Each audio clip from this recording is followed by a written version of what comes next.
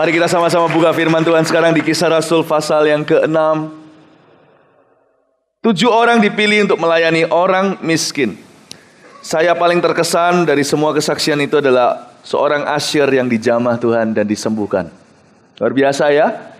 Ada kista, setiap kali tertekan sakit, tubuh tidak sehat, tapi melayani orang sakit. Itulah posisi yang diurapi oleh Tuhan. Cepat lambat orang yang diurapi gitu pasti ngalami mujizat. Nah, saya tidak bicara kepada orang-orang non-Kristen di sini. Saya tidak bicara kepada jiwa-jiwa baru, sekalipun Anda di sini yang baru datang pertama kali ke kebaktian. Tapi saya bicara sebagian besar Anda adalah orang-orang Kristen, anak-anak Tuhan yang sudah bertahun-tahun melayani Dia.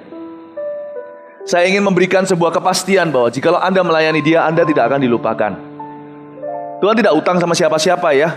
For your information, jadi jangan pernah menuntut, jangan pernah tuding jari kita ke sorga dan berkata, kapan giliranku? Tuhan paling gak suka digituin. Tuhan tuh gak usah digituin, Dia tahu kok apa yang harus Dia perbuat.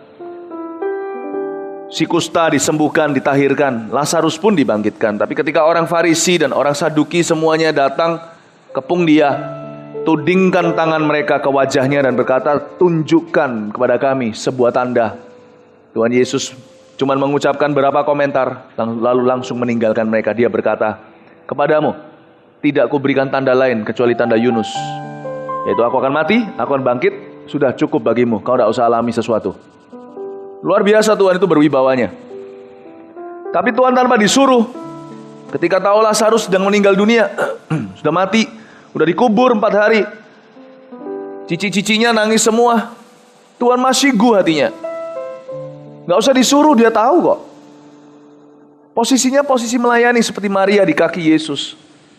Ini yang disebut dengan 7 orang dipilih untuk melayani orang miskin. Kita ini dipilih untuk melayani, saudara. Jangan jadi orang Kristen yang biasa datang ke gereja, cuman duduk di kursi saja. Kalau Anda tidak bisa punya pelayanan yang reguler, temukan posisi Anda. Posisi doa juga sebuah posisi yang rohani. Teman-teman yang ikut mission trip ke Jakarta luar biasa banyaknya, 300. Dan saya melihat banyak yang pertama kali ikut misi. Misi maksudnya bukan misi di rumah, misi keluar. Ada banyak sekali yang pertama kali melayani. Tapi Tuhan memandang loh hal-hal itu. Bukan berarti karena kita pergi kita memutangi Allah, tidak. Tapi orang-orang kalau ada kerinduan pasti ada jalan kok. Pasti, 100% pasti. Tidak ada orang yang dipanggil Tuhan jadi penonton di dalam kerajaannya. Kerajaan Allah bukanlah kerajaan pengangguran. Karena itu Bapak Ibu Saudara kalau sudah bergabung dengan Mawar Sharon, monggo silahkan. Welcome selalu Anda untuk bisa hadir di ibadah. Kami lebih senang kelihatan Anda daripada kelihatan Anda gak datang kebaktian. Tapi kami tidak akan takut untuk menyuarakan tanda kutip tuntutan yang seharusnya di dalam kerajaan sorga, yaitu Anda melayani, tidak hanya datang. Sekalipun kalau dalam melakukan itu bisa disalah ngerti, sebagian orang akan meninggalkan gereja kami, yaitu resiko tanggung penumpang. Saya tidak mungkin akan kompromikan pesan saya karena takut kehilangan member, anggota. Karena saya yakin Pak Yusuf maupun saya sendiri maupun semua hamba-hamba Tuhan yang dipanggil Tuhan melayani sepenuh waktu kali. Bukan, kami tidak meninggalkan hidup kami supaya kami dapatkan member. Kami tidak tinggalkan kenyamanan kami dengan harapan supaya kami punya gereja yang besar. Ngapain sih? Kami tinggalkan ambisi pribadi hanya supaya punya ambisi yang lain. No. Pelayanan kami karena kasih. Dan kasih tidak takut menyuarakan kebenaran. Sekalipun kalau gereja jemaatnya tinggal 30 orang, saya akan ambil resiko itu. Dari 30.000 turun 30, saya ambil itu. Cukup. Asal 30 itu pahlawan gagah perkasa, akan jadi 300.000 di atas 30 orang itu. Benar? Ya, mau tepuk tangan dong ke Tuhan, gak apa-apa. Ini bukan pesan yang mengusir jemaat, bukan, tapi mengoyakkan Anda. Kami tidak takut kehilangan member. Karena member ini ada juga karena ketaatan. Kami akan lanjut dalam ketaatan. Give me 30 people, I'll shake one continent. Daud berkata seperti itu kan, kasih aku 30 orang aja, ku porak-porandakan semua jajaran tentara Filistin. Daripada tentara Saul, Raja Saul, yang ribuan orang, tapi melempem semua, cuma duduk di bawah pohon terbantin, tidak melakukan apa-apa. We are not raising a fat church. Kita tidak membesarkan gereja yang gendut, tapi gereja yang berotot. Otot hanya didapatkan lewat bekerja di ladang Tuhan. Saya dorong Anda, kalau Anda belum ikut pelayani, CG, apa, ini kek, itu kek, lakukan sesuatu. Sentuhan kasih selalu juga butuh orang kan? Tapi jangan jadi pelampiasan kalau nggak ada tempat lagi, sentuhan kasih. Lama-lama bukan kasih itu, sentuhan iseng nanti lama-lama. Bapak Ibu, saya sangat menghormati Anda, saya sangat mencintai Anda. Karena itu saya ingin di dalam Tuhan melihat Anda berbuah-buah. Jangan nganggur, please. Kita lihat ayat pertama. Pada masa itu, ketika jumlah murid makin bertambah. Stop sebentar. Ketika jumlah murid makin bertambah, disitulah seringkali kontrol menjadi berkurang. Karena itu lewat mimbar minimal, harus ada standar ditegakkan. Ketika jumlah murid makin bertambah, disitulah seringkali yang namanya kualitas menjadi merosot. Restoran juga sama. Biasanya enak sekali, sampai akhirnya perang diskon. Bumbu pun dikurangi, bahan pun sudah kualitas kedua. Saya kalau sudah lihat itu perang diskon, biasanya kalau saya memang pecinta kuliner, saya lebih baik gak masuk restoran itu. Karena saya tahu rasanya sudah dikompromikan. Jadi, ketika jumlah murid makin bertambah, biasanya terjadi kemerosotan. Tidak boleh terjadi. Pasal 6 ini terjadi ketika gereja mengalami kebangunan rohani. Tapi puji Tuhan, rasul-rasul itu bijaksana.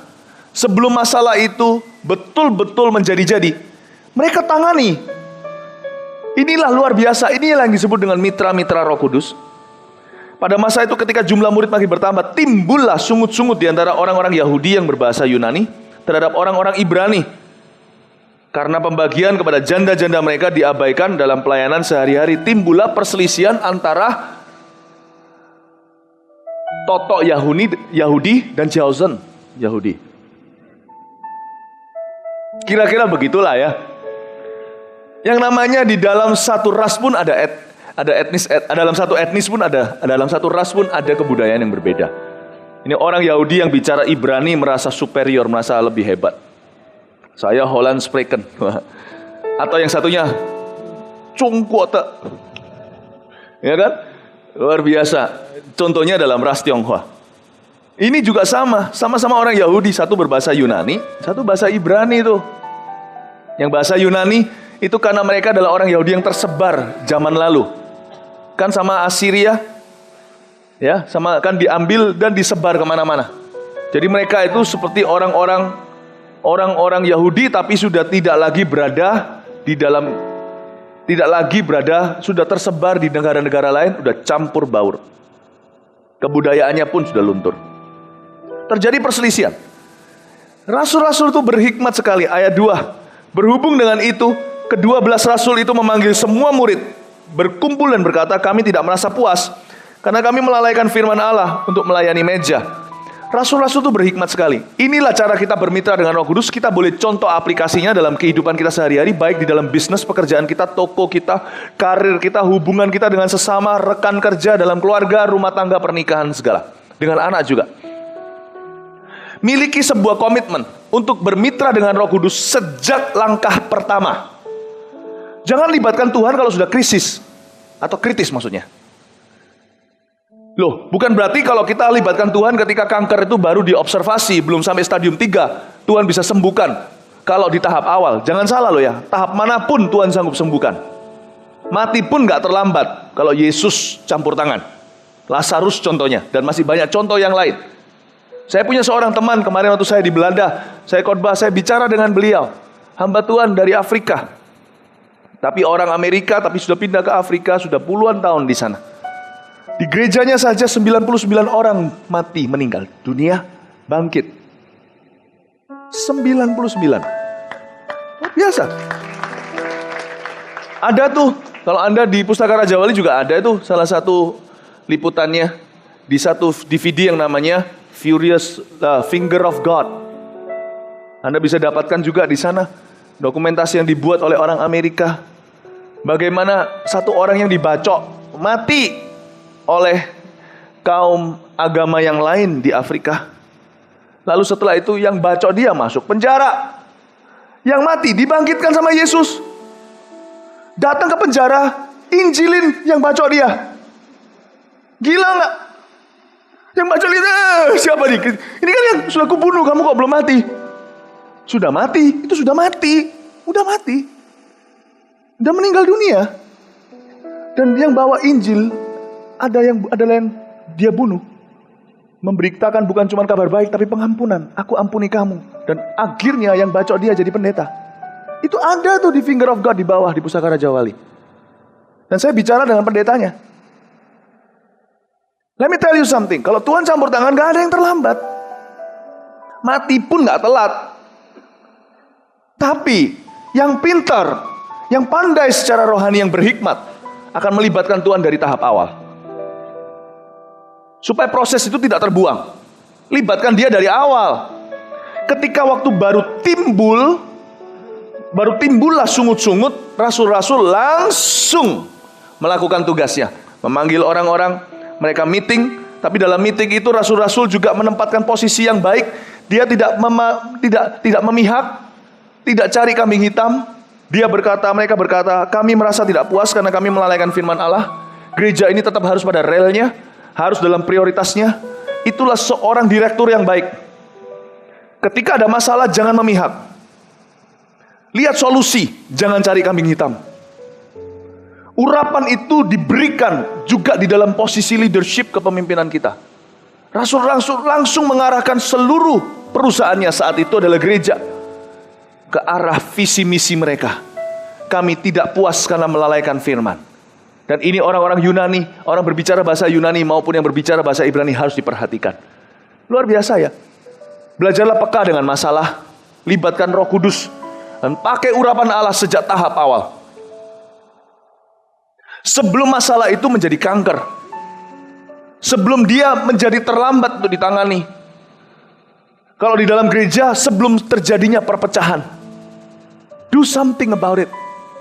Jangan suruh orang lain. Ingatlah kalau Anda di posisi pemimpin, Anda yang harus turun tangan sendiri. Sampai hari ini, saya sendiri mempraktekkan ini. Saya bukan cuma sekedar berkhotbah.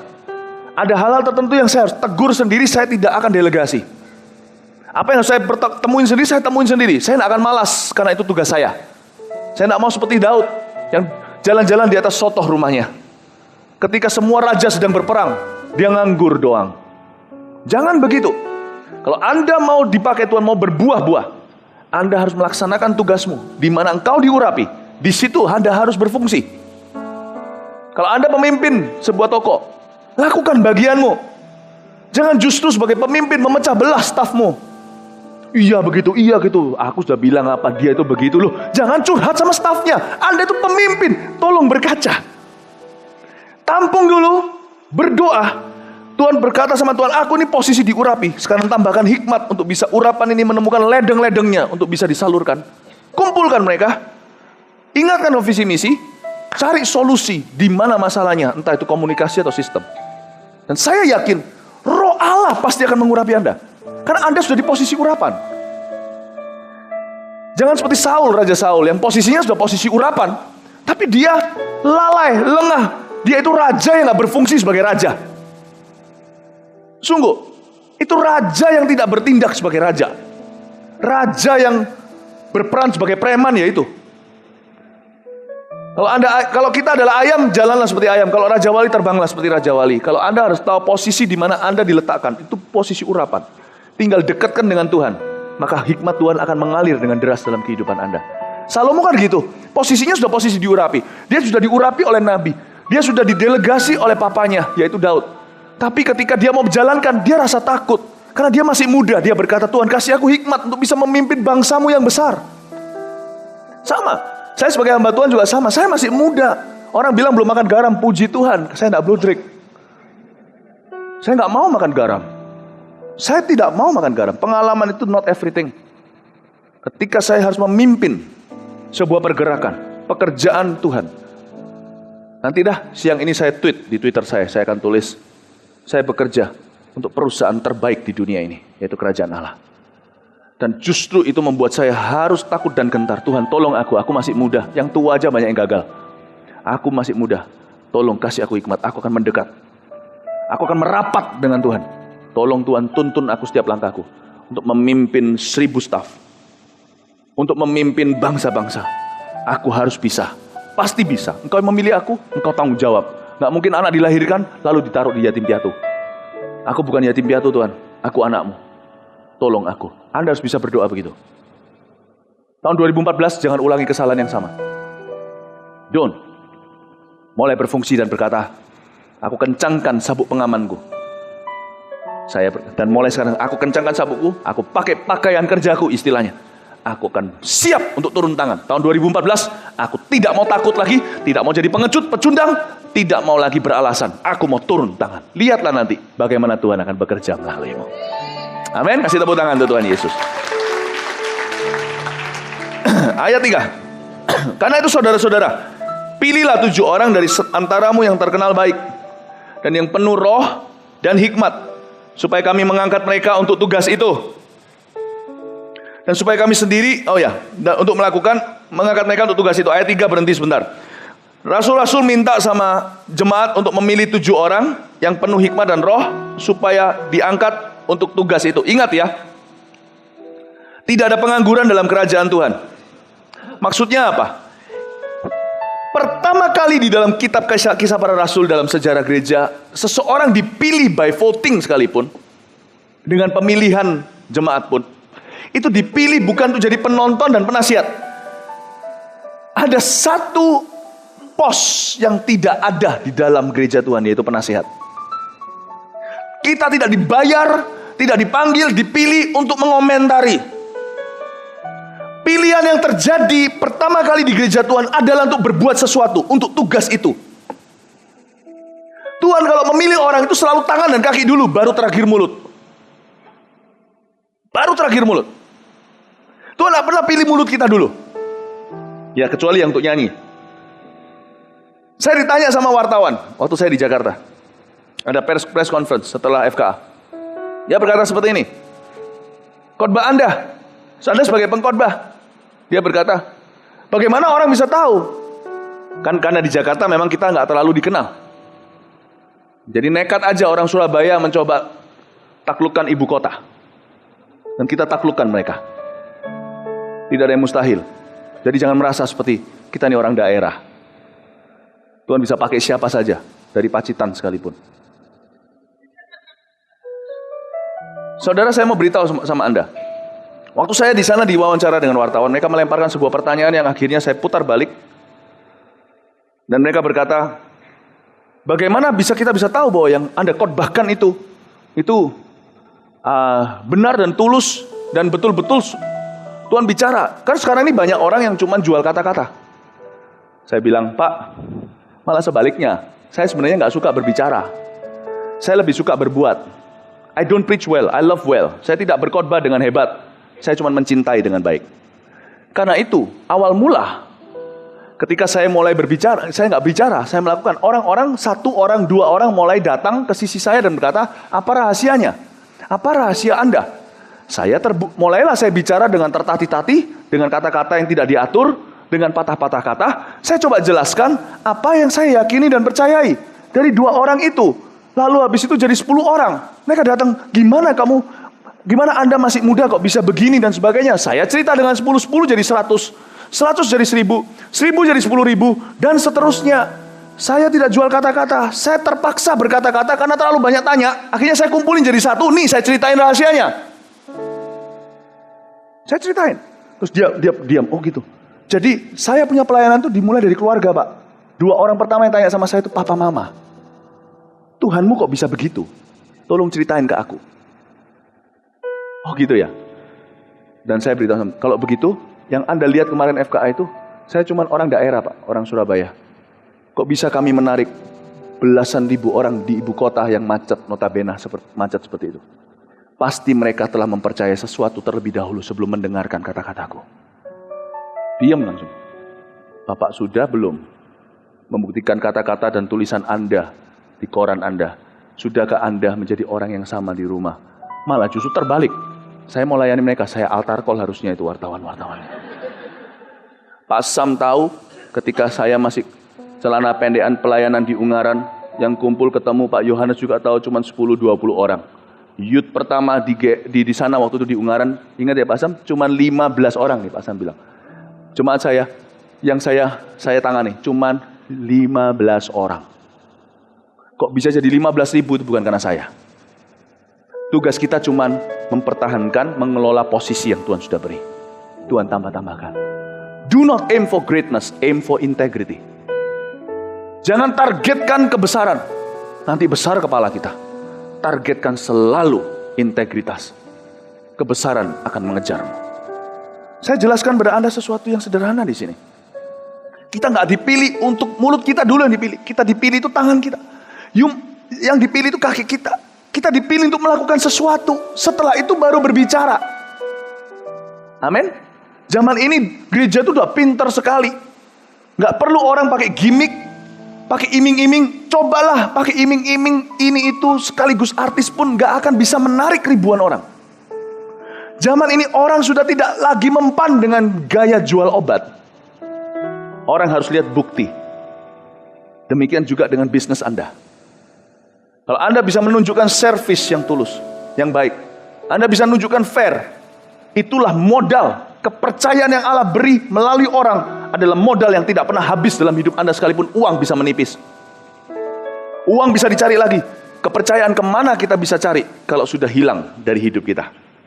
Sekali reputasi rusak, rusaklah selama-lamanya. Sampai kapanpun labelnya tidak bisa kita pindahkan.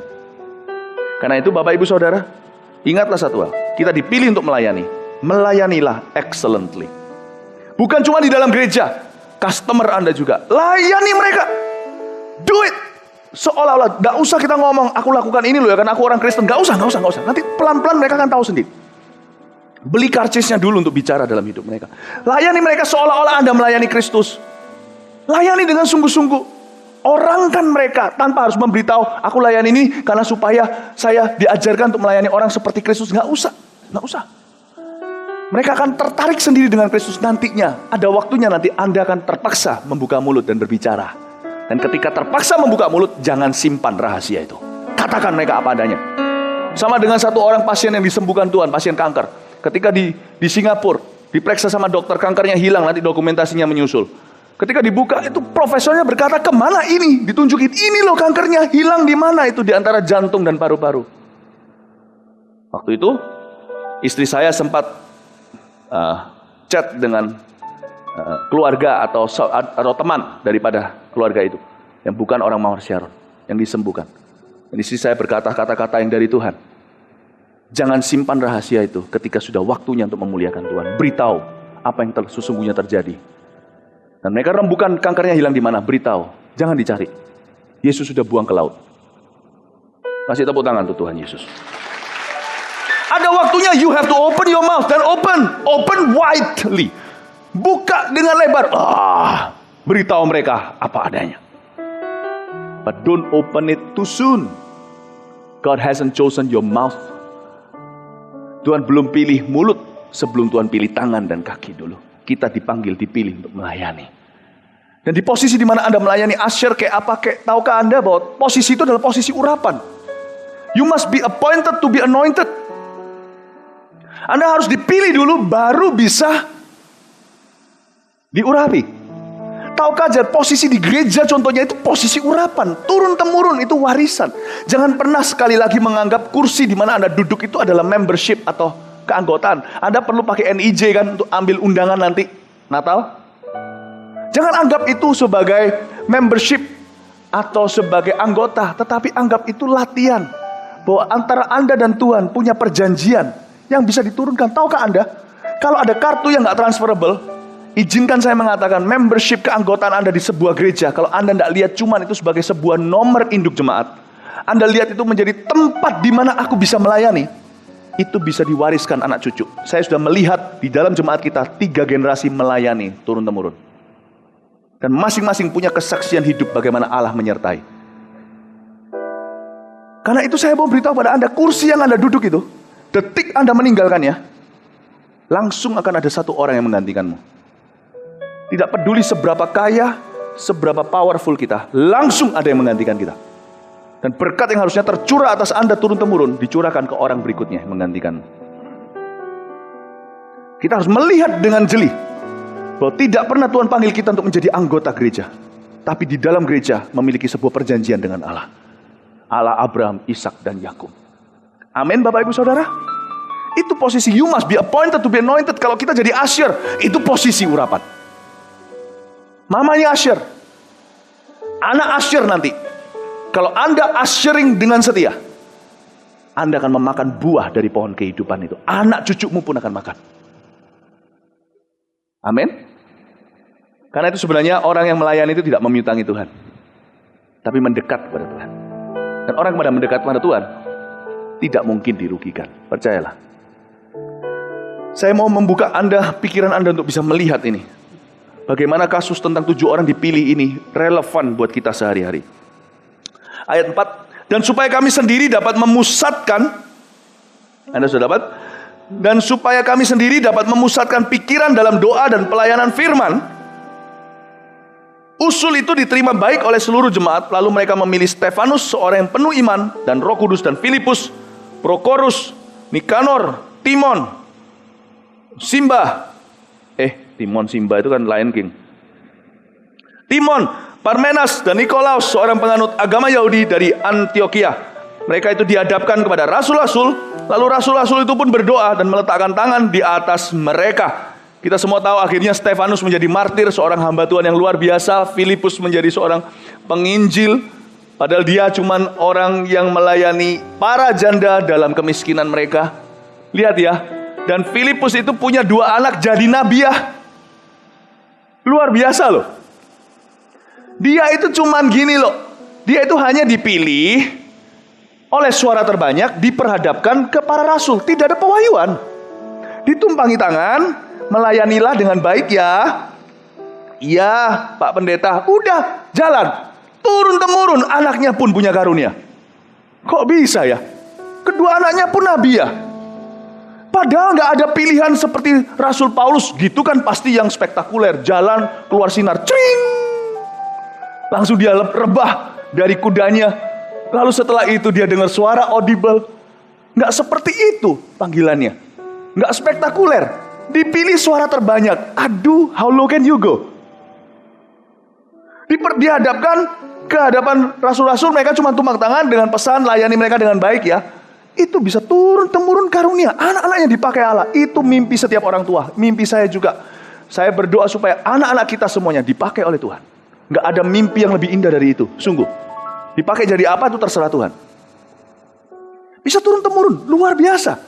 Luar biasa sekali Filipus ini. Stefanus dan sebagainya.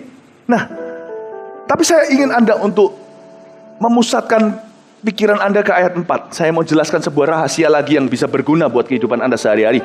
Dan supaya kami sendiri dapat memusatkan pikiran dalam doa dan pelayanan firman. Ini kata-kata keluar dari mulut rasul-rasul yang diurapi loh ya.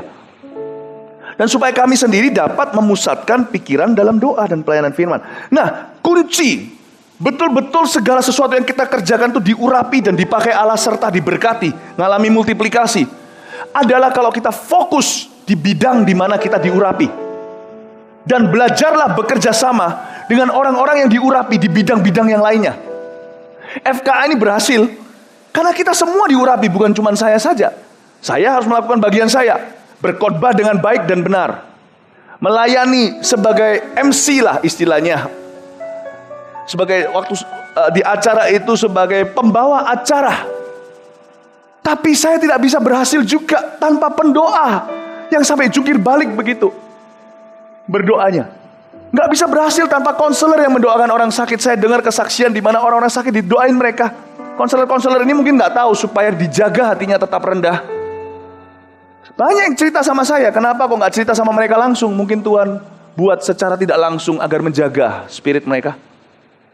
Banyak yang cerita sama saya, ketika didoakan oleh konselor tanpa nama, tanpa wajah, yang tidak dikenal, yang dikenalkan cuma 1-2 di atas mimbar sana.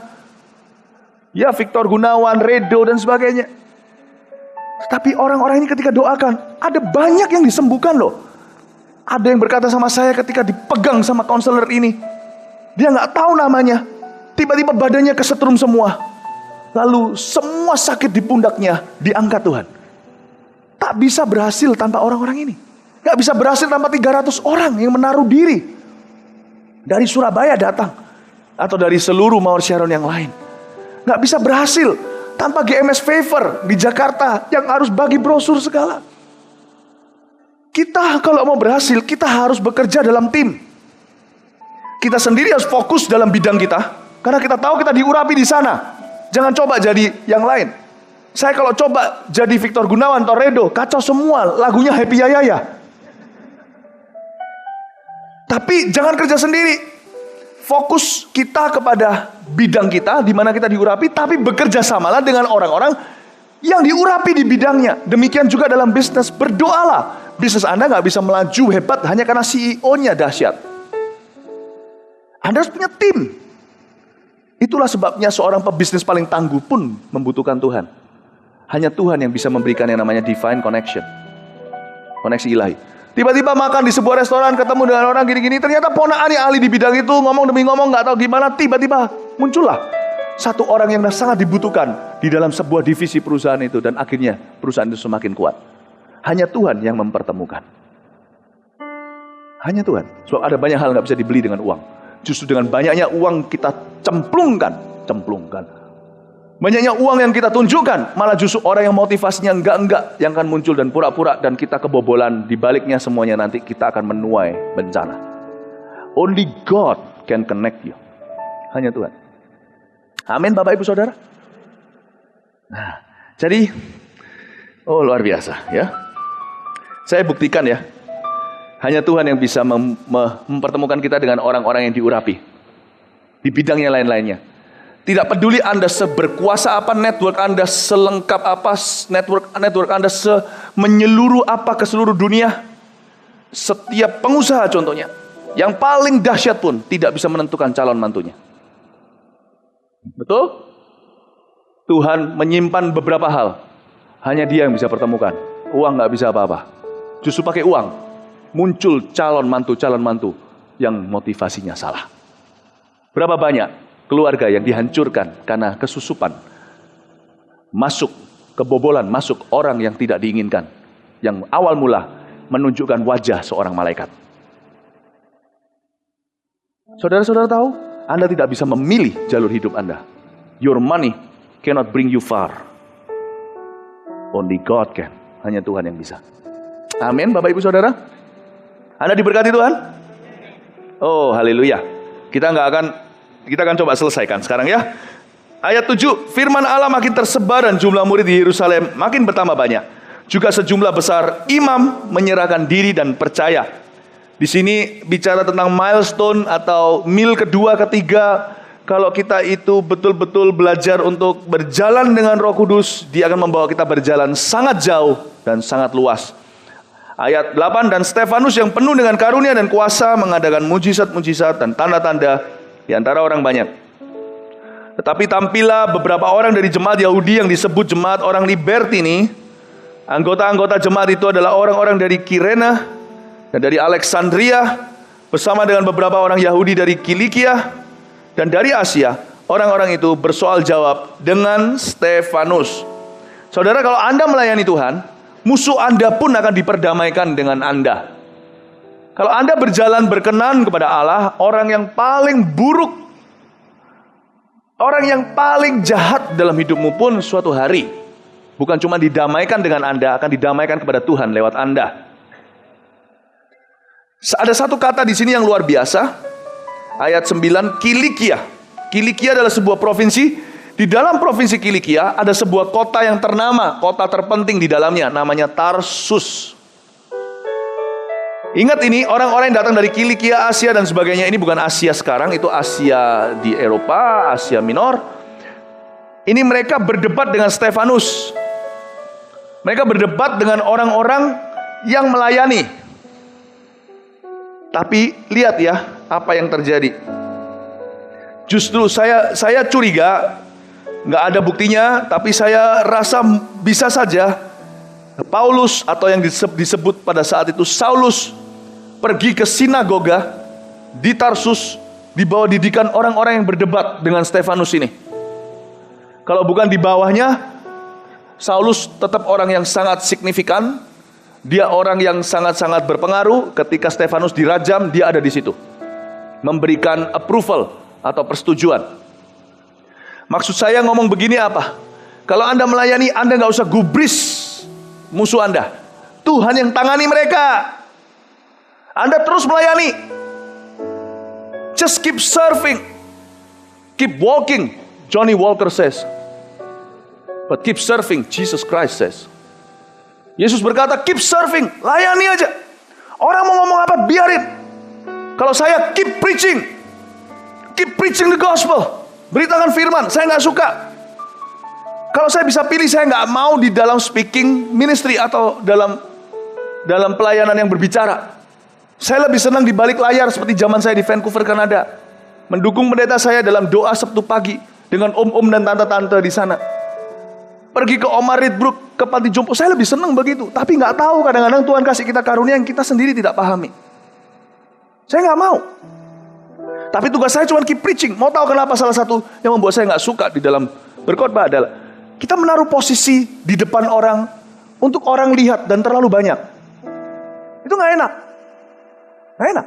Kata-kata seperti pendeta kok begitu, itu tuh aduh sering sekali. Dari sisi orang Kristen, kata-kata begitu. Karena orang yang paling gampang dibully itu kan pendeta. Sekali dibilang pendeta kok gitu, keluarga pendeta kok gitu, itu sudah langsung rasanya lumpuh. Sorry, aku jadi pendeta bukan karena orang. Jadi jangan hakimi, jangan nilai. Sebelum Anda tahu apa rasanya menjadi seorang pendeta, apa artinya, sebelum Anda mengerti harga apa yang dibayar oleh keluarga pendeta, don't make comment before you pray for them. Jangan komentar sebelum Anda doakan. Pendeta lain bisa dibully, he, not me. Amin. Nah, nggak enak gitu loh posisi. Itu dari kalangan Kristen. Kalangan non Kristen ya, walah. Coba sekali-kali cek Facebook dan Twitter saya. Orang-orang dari golongan-golongan sana tuh ngomong apa? Anda akan lihat sendiri. Itu sudah dihapus itu sama tim kami di GMS. Supaya nggak memicu peperangan. Supaya tidak terjadi civil war. Karena yang Kristen juga sama radikalnya. Ayo, mau ketemu di luar, ayo. Mati aku. Ya, nggak enak. Nggak suka. Sebenarnya nggak kepingin untuk bisa di speaking gift. Tapi saya bersyukur Tuhan cuma ngomong sama saya, keep preaching, Philip. Keep preaching the gospel. Tidak ada orang bisa memberangus mulutmu. Keep preaching the gospel. You're bearing fruit. Kamu menghasilkan buah. Kebaktian 3 berapa bulan yang lalu, setelah saya berkhotbah, capek sekali. Kebaktian 4 terakhir. Letih sekali badan saya, tapi saya senang. Memberikan yang terbaik. Just keep preaching. Keep preaching. Saya berkhotbah hanya untuk berkenan pada Allah. Demikian juga waktu mengambil syuting Before 30 untuk Global TV. Pernah sekali waktu di Jakarta saya sakit waktu ngambil itu. Kecapean, tim tahu. Tapi ketika action, 1, 2, 3, take 1, action. Dari capek, pemirsa, saya harus memberi yang terbaik. Keep preaching, do it excellently. Ministry itu harus excellent. Saya turun, letih sekali setelah kebaktian 4. Turun, dipanggil sama tiba-tiba ada orang muda yang lewat di sebelah saya. Saya nggak tahu siapa, kalau Anda ada di sini, saya God bless you. Saya ditarik ke pinggir. Ko Philip bisa bicara sebentar. Saya mau minta maaf selama ini saya menyebarkan kata-kata yang jelek tentang Ko Philip. Sorry ya. Saya bilang, saya nggak tahu harus ngomong apa. Aku maafkan, saya nggak dendam, saya nggak tahu dia siapa. Dia ngomong apa, saya juga nggak tanya. Tapi saya cuma rangkul dia, saya berkata, Tuhan sudah ampuni kamu. I forgive you too. God bless you ya. God bless you. Langsung saya masuk. Setelah pulang saya baru sadar, oh dia tadi ngomong gitu ya. Saya selama ini sebar-sebar yang jelek-jelek. Saya selama ini nggak suka sama Ko Philip. Tapi sorry ya. Saya rangkul, Tuhan bilang sama saya, nggak perlu kamu tahu orang mikir apa. Just keep serving. Aku yang akan urus dari sisi sana. Tapi kalau Anda berhenti melayani, Anda akan berurusan dengan aku di sisi sini. Orang pertama dan terakhir yang saya ingin berurusan dan saya tidak ingin berurusan dengan dia, kecuali untuk urusan-urusan yang indah, adalah Tuhan Yesus. Saya mending berurusan dengan 30.000 orang yang menentangku daripada 1 juru selamat yang tidak berkenan kepadaku. Keep serving. Mau bilang apa kek, orang gosip apa kek, lawan rival atau kompetitor Anda mau ngomong apa tentang perusahaan Anda, just keep serving. Lakukan terus dengan mata tertuju pada Yesus. Amin. Ya, dan ini harus diterapkan pada setiap kita orang-orang Kristen. Dalam segala bidang kita, nggak usah peduli orang bilang apa. Kalau mereka punya basis, ngomongnya pasti di dalam cara yang bisa dipertanggungjawabkan. Pasti ada. Kalau kita memang salah, bukan berarti kita nggak mau dengar-dengaran. Pasti tegurannya ada, kayak dari keluarga, dari gereja. Pasti ada cara yang legal. Jangan bingung dengan desas-desus. Lihat di FKA tadi, dengungan pun dilenyapkan. Lenyapkan semua dengungan. Supaya Anda konsentrasi, melayani. Amin. Begitu. Itulah rahasia kemenangan. Kilikia. Stefanus, tahu nggak terakhir ceritanya gimana? Paulus itu, rasul itu, adalah buahnya Stefanus. Dia ikut menyetujui Paulus ketika Stefanus dirajam. Nih, jangan coba-coba. Siapa yang kau aniaya? Engkau akan jadi seperti itu suatu hari nanti. Aniayalah pendeta, kau akan jadi pendeta nanti. Aniayalah. Ngerti ya? Jadi ini menganiaya Stefanus, malah jadi lebih dari Stefanus. Tenanglah, Tuhan tahu gimana mendamaikan dunia ini kepada dia. Dia belum lupa caranya kok.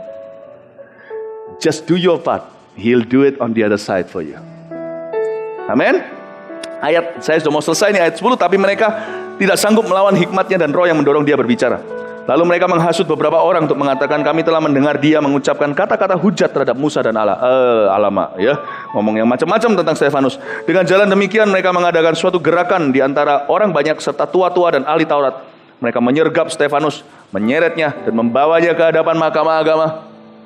Lalu mereka memajukan saksi-saksi palsu yang berkata, orang ini terus-menerus mengucapkan perkataan yang menghina tempat kudus ini dan hukum Taurat. Sebab kami telah mendengar dia mengatakan bahwa Yesus orang Nazaret itu akan merobohkan tempat ini dan mengubah adat istiadat yang diwariskan oleh Musa kepada kita. Udah dari gosip gak cukup, pakai hukum segala. Saudara-saudara, hamba Tuhan seperti Stefanus, ini adalah orang yang sangat dicintai. Nanti kalau Anda melihat ya, di pasal ketika Stefanus dibunuh, orang ini dikubur dengan ratapan yang keras oleh orang-orang saleh. Kata orang saleh di sana bukan cuma orang benar, tapi orang-orang berpengaruh. Orang seperti Stefanus, kalau dia mau main backing-backingan, orang ini bukan cuma dicintai karena orang-orang kagum, tapi karena dia punya banyak jasa di dalam kehidupan orang. Saya ceritakan sedikit supaya Anda dan saya tidak terpelecok karena salah menyandung urapan-urapan Allah. Anda tidak bisa diurapi kalau Anda melukai urapan. Jangan jamah orang yang kuurapi. Saya jelaskan ini supaya prinsip ini benar dulu di dalam gereja kita. Agar gereja kita jangan coba-coba untuk menggosip hamba Tuhan dari luar sana juga sekalipun. Jangan urusi, ada urusannya nanti Tuhan bisa atur lewat lembaga mereka. Don't, if you really want to comment, kalau mau komentar, pray for them, doain mereka. Jangan sampai Anda melukai urapan, agar Anda sendiri jangan sampai tidak diurapi. Saya ceritain sedikit, orang seperti Stefanus ini, kalau mau main backing-backingan, gak kalah. Orang seperti Paulus itu tentara-tentara perwira tingginya Italia, itu respect sama dia. Jadi kalau dia mau main backing-backingan dengan orang military man, dia gak kalah sama sekali. Paulus itu punya jasa. Gubernur itu ayahnya disembuhkan. Bayangin, gubernur aja salut sama dia begini. Jadi seorang hamba Tuhan itu gampang dibully. Seolah-olah karena dia gak bisa membalas. Tapi justru harus hati-hati. Kalau dia balas, gak tentu dia kalah. Gak tentu dia kalah. Bisa-bisa menang. Karena kalau kita kan koneksinya dengan uang. Kalau dia ini koneksinya sudah gak perlu uang. Jasa. Orang hutang budi sama dia. Itu lain cerita. Jadi hati-hati kalau mau menyandung urapan. Tapi kalau dia nggak balas, itu adalah berita buruk buat kita. Berarti Tuhan akan berarti dia naik banding, Tuhan yang akan balas Anda. Be very careful. Hamba Tuhan mudah dibully? Tidak, kata firman Tuhan. Anda sandung mereka, Anda sandung urapanmu. Dan urapan itu bisa cabut nyawa. Jadi Anda harus tahu dulu. Saya jelaskan ini supaya menghindarkan, bukan dalam rumah kita, di intern kita tuh sedikit lah yang gitu-gitu. Kita semua di sini hubungannya cinta, luar biasa. Mawar Sharon ini kekuatannya kekeluargaannya. Saya ajarkan ini supaya jangan sampai ada jemaat Mawar Sharon yang busybody dan kepo. Dan ikut-ikut urusan orang lain yang gak perlu, nanti Anda disandung. Di sini ditaburin dengan setengah mati, ternyata bocornya juga setengah mati. Jangan sampai, saya sedang menghindarkan Anda melakukan kesalahan fatal dalam hidup ini. Do not touch my anointed. Don't touch my anointed. Jangan jamah. Karena kalau mereka tidak balas, pembalasan itu jadi haknya Tuhan. Itu lebih mengerikan. Mending Anda didatangi jenderal, diketok pintunya, dicari masalah. Lebih lunak daripada kalau jenderal panglima bala tentara Allah ketuk rumah Anda. Detik Anda dengar ketukannya, Anda tak bernyawa. Be careful. Be very careful.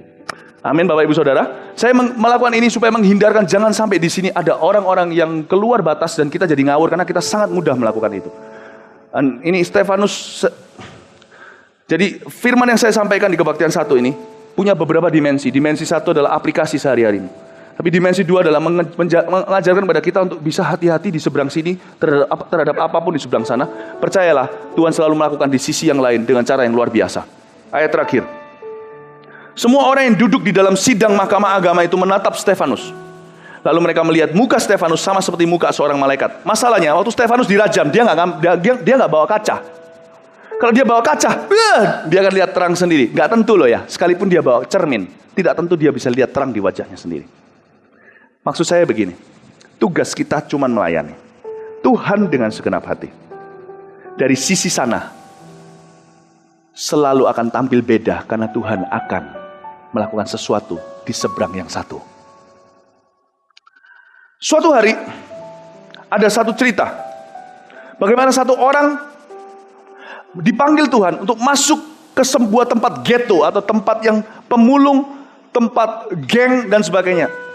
Ini cerita beneran, saya pernah dengar tapi saya lupa orangnya siapa karena saya baru lahir baru. Waktu itu saya berada di sebuah gereja bule, gereja orang bule di Kanada. Saya dengar ada seorang guest speaker yang datang untuk memberi kesaksian.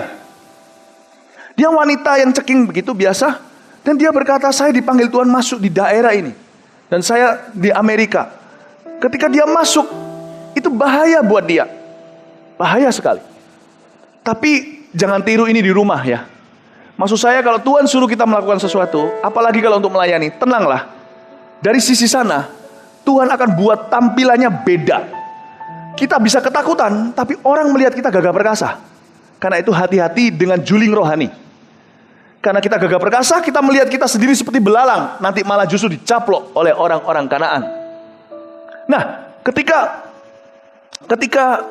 wanita ini cerita, dia masuk ke daerah itu untuk melayani prostitusi, orang-orang yang terlibat di sini. Human trafficking segala dia layani. Dia sedang menghadapi mafia. Tapi dia taat dan setia. Karena Tuhan pilih dia karena orang lain tidak mau pergi. Termasuk yang laki-laki. Kadang-kadang kita kurang peka. Masuklah dia. Dia cerita bagaimana takut dan gemetarnya dia. Dia cuma manusia biasa. Elia pun manusia biasa. Tapi ada satu cerita kesaksian yang luar biasa yang dia bagikan yang memberkati kami semua. Suatu hari ada sekelompok orang laki tiba-tiba datang. Ketika datang, mereka bermaksud buruk. Kelihatan dari raut wajah mereka. Mereka jalan. Lalu tidak lama setelah itu mereka sama-sama lari. Lalu dia masuk di daerah terlarang itu, polisi pun tidak menyarankan. Polisi pun tidak berani ke sana sendiri. Dan ketika masuk ke dalam sana, mereka lari. Nantinya salah satu di antara laki-laki ini bertobat dan terima Yesus. Mereka cerita apa yang terjadi. Si wanita itu ketakutan dengan gemetar dan tidak berani lihat kanan kiri. Dia cuma jalan dengan taat. Tetapi ternyata si pria melihat itu sebagai mangsa. Iya, ini wanita datang. Ini seperti dunia binatang Sodom dan Gomora. Mereka datangin dia. Tapi sama-sama kelima laki itu melihat di samping kanan kirinya ada sheriff. Tahu sheriff yang gede-gede? Itu ada sekelompok 20 sheriff di sekelilingnya. Gede bawa pistol dan senapan panjang semuanya. Tuhan celikkan mata 5 orang itu untuk melihat dengan bahasa yang mereka ngerti. Sheriff, pistol segalanya padahal senjata Tuhan lain. Tunjukkan malaikat-malaikatnya wanita itu. 5 orang itu lari ketakutan karena mereka tidak bawa senjata api. Karena mereka menganggap ini cuma cewek ceking biasa. Mereka mau apain siapa yang tahu. Dari sisi kita gemetar ketakutan. Dari sisi sana, Tuhan tunjukkan yang berbeda. Lihat! Karena itu kalau kita taatlah tanpa melihat. Percayalah orang di sebelah sana melihat sesuatu. Tugas kita cuma jadi cermin kemuliaan. Kalau kita jalan dalam kemuliaan itu kita nggak bisa lihat. Andai kata kita bisa lihat kan nggak perlu iman. Tuhan tunjukkan, gampang. Tuhan tunjukkan, gampang. Tuhan tunjukkan masa depanku, kelihatan. Tuhan tunjukkan setelah FK nanti apa yang terjadi, nggak takut, nggak perlu berdoa, nggak perlu puasa. Tuhan tidak tunjukkan karena kita perlu beriman. Tapi dari sisi sana tanpa iman, Tuhan tunjukkan. untuk tunjukkan kemuliaannya atas hidup kita. Amin Bapak Ibu Saudara. Jadi jangan takut kalau Tuhan suruh Anda mengampuni. Kalau Tuhan suruh Anda memberi. Dari seberang sana Tuhan sudah membukakan sesuatu. Tapi untung kalau kita, tapi kenapa kita sendiri nggak melihat? Kalau kita sendiri melihat, iman kita nggak bertumbuh. Nanti suatu hari ketika diperlukan, kita rapuh. Amin Bapak Ibu Saudara. Saya ingat satu lagu, satu hal yang ku minta yang terindah di dalam hidupku, melayani Engkau Yesus yang mulia dan layak disembah. Satu hal yang ku minta di dalam hidupku, Tuhan bentuklah aku agar ku muliakan nama-Mu. Hidupku milik-Mu, ku serahkan padamu. Bawaku masuk dalam rencana-Mu. Mulialah Kau Tuhan, agungnya Kau Yesus. Kemuliaan-Mu penuhi hidupku. Mulialah Kau Tuhan, agungnya Kau Yesus. Jadikan ku cermin kemuliaan-Mu. Jangan pernah mencari kemuliaan Allah di wajahmu lewat kaca dan cermin. Anda tidak akan pernah melihatnya. Tuhan sembunyikan dari mata Anda supaya Anda beriman. Percayalah, kalau Anda melakukan kehendak-Nya, seberang sana akan melihat wajah Anda bercahaya seperti Stefanus, seperti malaikat. Saya yakin itu. Saya yakin itu. Amin. Pernahkah Anda ice skating? Anda ketakutan esnya tipis, tapi di bawah ada tangan-tangan malaikat memegang. Di bawah air itu. Saya pernah kalau berkhotbah, saya ketakutan sekali, takut sekali. Tapi hasilnya demikian rupa. Saya tanya sama Tuhan, kok bisa saya takut begini? Itu kok orang-orang kok bisa responnya begitu? Tuhan berkata, takut itu dari sisimu yang kamu rasakan. Dari sisi sana mereka lihat gagah perkasa. Percayalah kepadaku. Iman biji sesawi saja cukup. Lakukan kehendak-Ku. Aku yang urus dari sisi yang lain. Kau punya Tuhan yang tanggung jawab. Tugasmu cuma jadi cermin kemuliaan. Mari kita semua bangkit berdiri. Satu hal yang terindah di dalam hidupku, melayani Engkau Yesus yang mulia dan layak disembah. Satu hal yang ku minta di dalam hidupku, Tuhan bentuklah aku agar ku muliakan nama-Mu. Serahkan hidupmu, angkat tanganmu. Hidupku milik-Mu, ku serahkan padamu. Bawaku masuk dalam rencana-Mu. Pujilah Tuhan, katakan mulialah Kau Tuhan, agungnya Kau Yesus. Kemuliaan-Mu penuhi hidupku. Mulialah Kau Tuhan, agungnya Kau Yesus. Jadikan ku cermin kemuliaan-Mu. Hidupku milik-Mu. Hidupku milik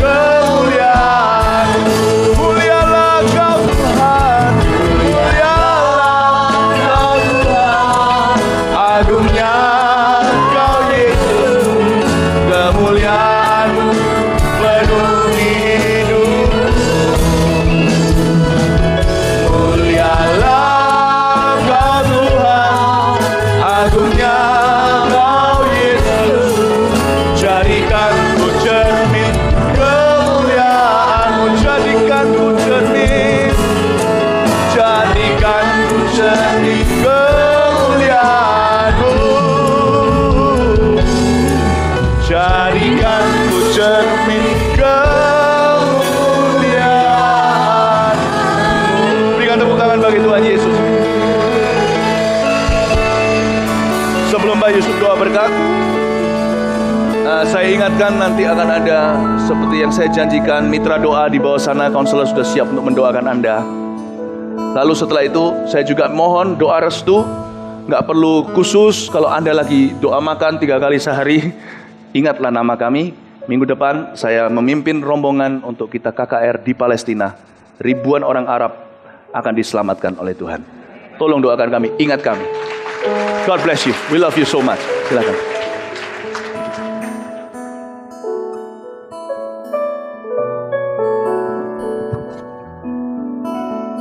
Mari kita berdoa. Terima kasih Tuhan kalau kami boleh bersekutu dengan tubuh dan darah-Mu. Terima kasih untuk firman-Mu boleh menguatkan kami.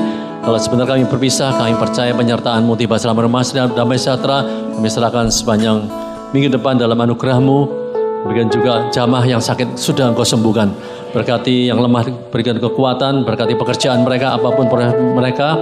Berkati rumah tangga keluarga mereka, hidup rukun dan bahagia. Segala kebutuhan cukup dan berlimpah. Kami berdoa untuk mission trip yang ke Israel. Kami percaya penyertaan-Mu sehingga suasana aman damai di Palestina dan banyak mereka bertobat, mengalami revival, mengalami terobosan baru, mengalami kesembuhan, nama Tuhan dipermuliakan. Terima kasih Tuhan.